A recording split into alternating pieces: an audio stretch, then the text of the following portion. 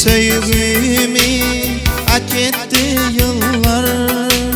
Men onu yatlayan o şafak doğuna, yatlayan dostana açılsa güller.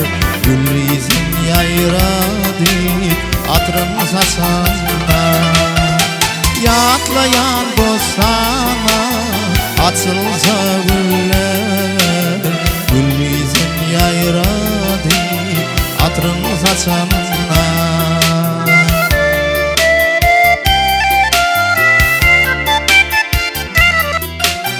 Ağaydın geceler akar boyuna, Hedirem karaş yaro vadalı yerler.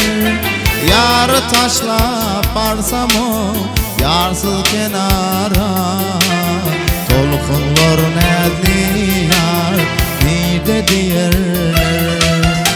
Yarı taşlap barsam o yarsız kenara, tolkunlar nedli yar nide diyerler.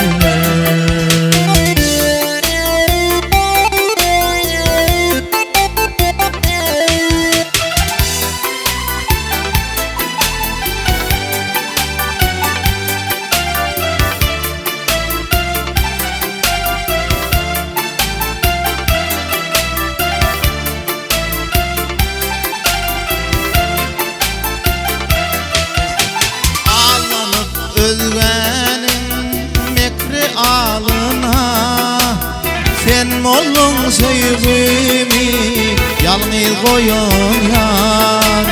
Seherler yalvaramo şafak doğuna, beni sici arzu bilen oyur yar. Seherler yalvaramo şafak doğuna, sici arzu bilen oyur ya.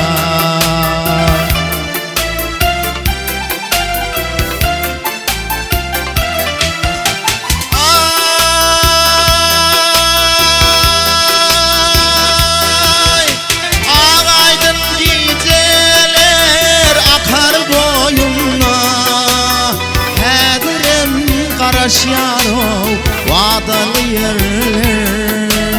Yarı taşlap barsam o yarsız kenara, tolkunlar nedli yar nide diyerler. Yarı taşlap barsam o yarsız kenara, tolkunlar nedli yar nide diyerler.